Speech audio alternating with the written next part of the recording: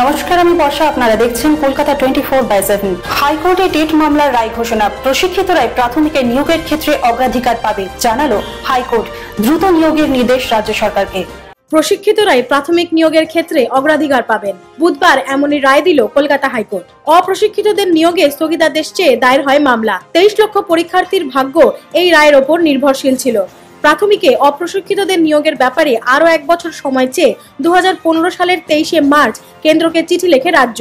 উত্তরে কেন্দ্র জানায় 2016 সালের 31শে মার্চের মধ্যে প্রাথমিকে অশিক্ষিতদের নিয়োগ প্রক্রিয়া শেষ করতে হবে, কিন্তু সেই সময়সীমা পেরিয়ে যাওয়ায় আর যাতে নতুন করে সময় না দেওয়া হয় তার জন্য কলকাতা হাইকোর্টে প্রশিক্ষিত পরীক্ষার্থীদের তরফে মামলা দায়ের হয়। আজ সেই মামলারই রায় ঘোষণা করলেন বিচারপতি CS কার্নান। সিঙ্গুরে শিল্প হোক, এমনটাই চান সিঙ্গুরের কৃষকরা। বুদ্ধবাবু তাদের জমি বেআইনিভাবে দখল করেছিলেন, এমন আক্ষেপ কৃষকদের গলায়। তবে কোনো কোম্পানি আপোষ করলে খুশি মনে তাদের জমি দেবেন কৃষকরা, এমনটাই জানালেন সিঙ্গুরবাসীরা। বুধবার সকাল 7:30 সিঙ্গুর থানার সামনে দেখা গেল এক ফেরিওয়ালাকে, যিনি নানান ধরনের তৃণমূলের প্রতীক বিক্রি করছিলেন। তার থেকে বড় একটি ঘাসফুল প্রতীকের টুপি কিনে পড়লেন সিঙ্গুরের কৃষক সুব্রত কোলে। ন্যানো প্রকল্পে তার জমি নেওয়া হয়নি, তাই চেক নেওয়ার বালাই নেই তার। তবু তিনি যাবেন সিঙ্গুর উৎসবের প্রাঙ্গণে। এটা হলো না কেন? এ তো বুদ্ধদেব বাবু তো গলদ করেছিল, যে জুলুম করে অরাজকতা সৃষ্টি করেছিল, সেই তার জন্য তো জুলুম করে নিয়ে হয়েছিল জমি। হ্যাঁ, এটা আপোষে যদি চাষি ভাইদের দেখে যদি আপোষে একটা অ্যাডজাস্টমেন্ট করে যে কোম্পানি এই করবে, যদি আপনারা ইচ্ছুক থাকেন তাহলে আপনারা কি মতামত বলুন। মতামত জানলে নিশ্চয়ই দিত ভালো মন্দ যেটা বুঝবে, চাষি ভাই এখন যেটা বুঝবে তার উপরে নির্ভরশীল। থানার সামনের এক চা দোকানের জমি নেই, তার গলাতেও শিল্পের পক্ষেই সুর শোনা গেল। এদিকে মঞ্চ থেকে মমতা বন্দ্যোপাধ্যায় যখন অনিচ্ছুক কৃষকদের হাতে জমির চেক তুলে দিচ্ছেন, ঠিক সেখান থেকে মাত্র 10 মিনিট হাঁটা পথেই ধরা পড়ল অন্য একটা ছবি।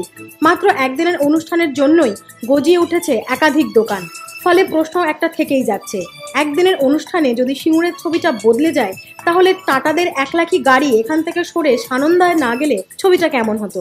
ইউপিএ আমলে হওয়া প্রতিরক্ষার আরো একটি দুর্নীতি নিয়ে সিবিআই তদন্তের আর্জি জানালো প্রতিরক্ষা মন্ত্রক। এই বিষয়ে সিবিআই কে চিঠিও দেওয়া হয়েছে। সম্প্রতি সামনে এসেছে প্রতিরক্ষা সংক্রান্ত আরো একটি দুর্নীতি।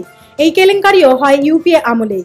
জানা গিয়েছে 2008-এ প্রথম ইউপিএ সরকার 3টি EMB 145 জেটের জন্য ব্রাজিলের সংস্থা এমব্রায়ারের সঙ্গে $208 মিলিয়ন চুক্তি করে।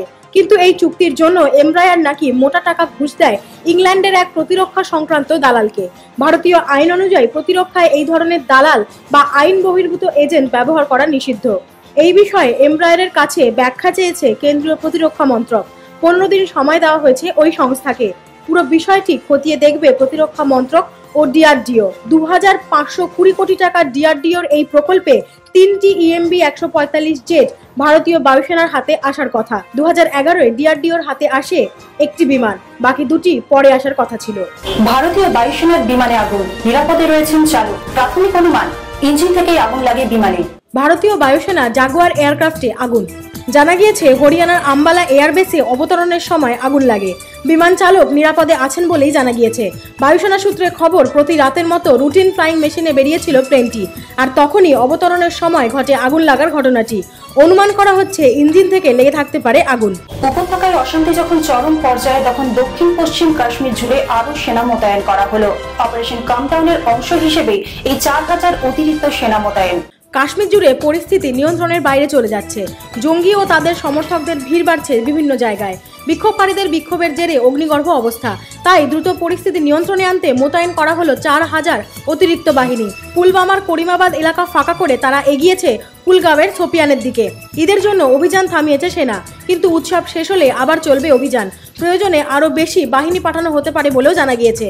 অন্যদিকে সূত্রের খবর, দক্ষিণ কাশ্মীরে ঢুকে পড়েছে প্রায় 100 জন জঙ্গি। কাশ্মীরের সীমান্তবর্তী এলাকাগুলিতে এরা লুকিয়ে থাকতে পারে বলে অনুমান করা হচ্ছে। সোপিয়ানের কমলা জঙ্গলে জঙ্গিদের ট্রেনিং দেওয়া হচ্ছে বলেও জানা গিয়েছে। আইন শৃঙ্খলা পরিস্থিতি স্বাভাবিক হয়ে গেলেই সেনাকে ছাউনিতে ফেরানো হবে বলে কেন্দ্রীয় সূত্রে খবর। আবার আগের মতো কাজ শুরু করবে রাজ্য পুলিশ ও CRPF। তাদের মতে গোটা পরিস্থিতি শান্ত করতে সপ্তাহ 2-এর বেশি সময় লাগবে না। দীর্ঘ 10 বছর পর জমি ফেরত পাচ্ছেন সিঙ্গুরের কৃষকরা। সভা করে জমির চেক কৃষকদের হাতে তুলে দিলেন মুখ্যমন্ত্রী মমতা বন্দ্যোপাধ্যায়। তার আগে রূপনারায়ণপুরে একটি অভিনব আয়োজন ধরা পড়ল কলকাতা 24/7 এর ক্যামেরায়। দীর্ঘ 10 বছরের লড়াই, অবশেষে জমি ফেরত পাচ্ছেন সিঙ্গুরের অনিচ্ছুক কৃষকরা। সুপ্রিম কোর্টের রায়ে জমি ফেরত পাচ্ছেন ইচ্ছুক জমিদাতারাও। তার আগে গোটা সিঙ্গুর জুড়ে যেন সাজো সাজো রব। সভা মঞ্চ থেকে জমির চেক অনিচ্ছুক কৃষকদের হাতে তুলে দেবেন মুখ্যমন্ত্রী মমতা বন্দ্যোপাধ্যায়। এদিকে সভা মঞ্চ থেকে মাত্র 10 মিনিট হাঁটা পথে রূপনারায়ণপুরে অভিনব আয়োজন ধরা পড়ল আমাদের ক্যামেরায়। লুচি, আলুর দম, ঘুগনি কি নেই, শুধু ট্যাকের কড়িটা গুনে পছন্দসই খাবার কিনে নিলেই হলো। সিঙ্গুর উৎসব, তাই দুর্গাপুর এক্সপ্রের উপর হাজির লাখ লাখ মানুষ। তাই কাজের ফাঁকে সকলেই চান একবার অন্তত পেট পুজোটা সেরে ফেলতে। এদের মধ্যে কারো জমি 100 একরে আজকে, কারো কাজ গেছে 10 বছর আগেই। তাই সুযোগের সদ্ব্যবহার করতে কে না চায়। ফের প্যারালিম্পিকে স্বর্ণলাভ ভারতের। মারিয়াপ্পান থাঙ্গাভেলুর পর ফের দেশকে প্যারালিম্পিকে সোনা এনে দিলেন জ্যাভলিন থ্রোয়ার দেবেন্দ্র ঝাঝরিয়া। 2004-এ এথেন্সে প্যারালিম্পিকে সোনা জেতা রাজস্থানের দেবেন্দ্র এবার রিওতেও বাজিমাত করলেন। প্রথম ভারতীয় অ্যাথলিট হিসেবে 2বার সোনার পদক জিতলেন দেবেন্দ্র। রিওতে নিজের রেকর্ড ভাঙলেন নিজেই। জ্যাভলিন থ্রোতে 63.97 মিটার ছুঁড়েছেন সোনার ছেলে। এথেন্সে তার 62.15 মিটারের বিশ্ব রেকর্ড ছিল। সেল্টিকের বিপক্ষে চ্যাম্পিয়ন্স লিগে হ্যাট্রিক করে নতুন নজির করলেন মেসি। হাই ভোল্টেজ এই টুর্নামেন্টে এটি মেসির 6 নম্বর হ্যাট্রিক। রেকর্ড আর মেসি যেন একই কয়েনের দুটি পিঠ। এবার চ্যাম্পিয়ন্স লিগে সর্বোচ্চ হ্যাট্রিকের রেকর্ড গড়ে ফেললেন ফুটবলের বরপুত্র। বার্সেলোনা তারকা এই লড়াইয়ে পেছনে ফেললেন ক্রিস্টিয়ানো রোনাল্ডোকেও। সেল্টিকের বিপক্ষে করা হ্যাট্রিকটি মেসির এই টুর্নামেন্টে 6 নম্বর হ্যাট্রিক। রোনাল্ডোর হ্যাট্রিক আছে 5টি। অথচ এই ম্যাচে পুরো ফিট ছিলেন না মেসি। তার খেলা নিয়েও অনিশ্চয়তা দেখা গিয়েছিল। আরও একবার বড় পর্দায় উঠতে চলেছে ইরোটিক ঝড়। সামনের বছর ভ্যালেন্টাইন্স ডেতে মুক্তি পেতে চলেছে বহু প্রতীক্ষিত ছবি 50 শেডস ডার্কার। সম্প্রতি মুক্তি পেল ছবির ট্রেলার।